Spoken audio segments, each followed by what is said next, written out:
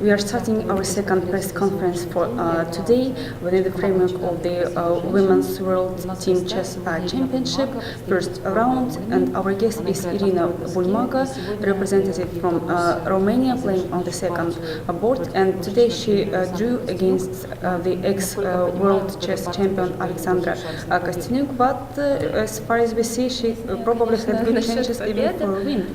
I don't know whether I could win. My opponent played quite correctly, but she was puzzled by the move knight g6 because this was the unexpected sacrifice of the pawn in the very beginning, but she responded in a very good way. After some thinking, she finally took the pawn on b7, and I watched her game against Karpon, where the 8th move was dc and knight c3.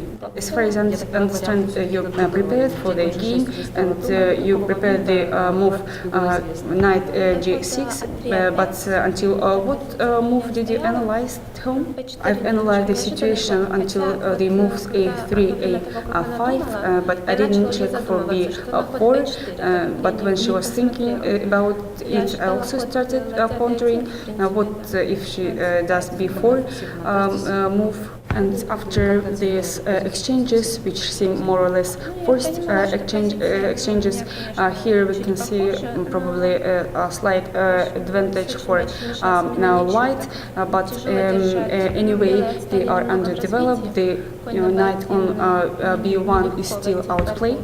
And have you got the impression that you cannot stand this position, or you thought everything is under control? I've seen that it's good chances for a draw, that I could stand on this position, and I don't know exactly how she would play to get a better result, because after before everything seems to be very forced. If it wasn't the before, but instead of this rook d1, well, it seems like the white have a good position, like the extra pawn, but after the bishop c5, no extra pawn possible, and the e5 pawn is hanging, so I thought that my position is quite acceptable. Thank you for the comments about the game, but can you now please tell us what are your tasks for the championship, what did your captain say to you, and what are you set for in this championship?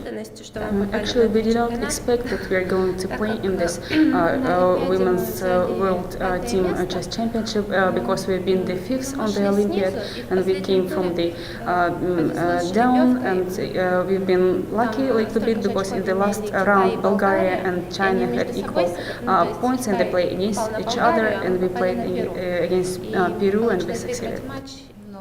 And what about the chances? How do you assess your chances, your probability to win?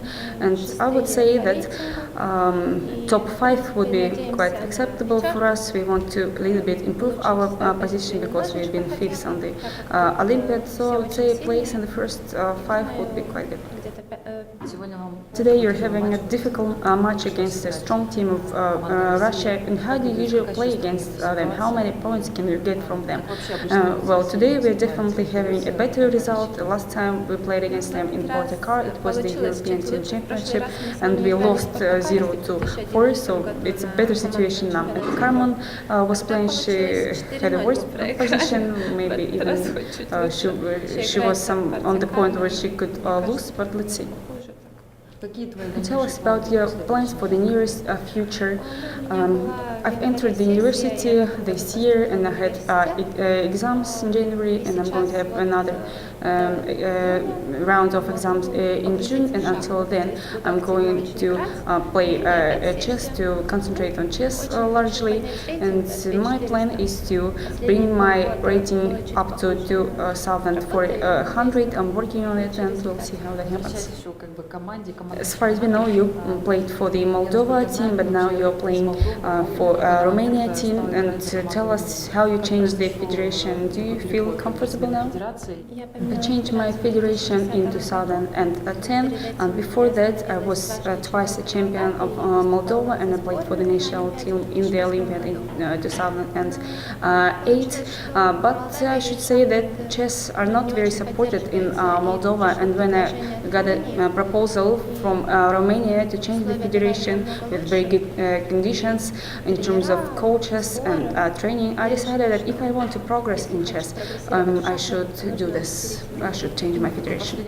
And the last questions, you're having your own website, and how did you get this idea to have a website, and does it help you in terms of fan support? It's actually a blog which I founded in 2009, and I wasn't very active, but I started to write on it more during the Olympiad last year. Now every month I post from 20 to 30 messages, and I like writing. Actually, I was going to become a journalist or a language specialist, but since it wasn't possible to have a distant learning, I have chosen some other profession. Thank you for participation in our conference, and we hope that your team will play successfully. Thank you so much.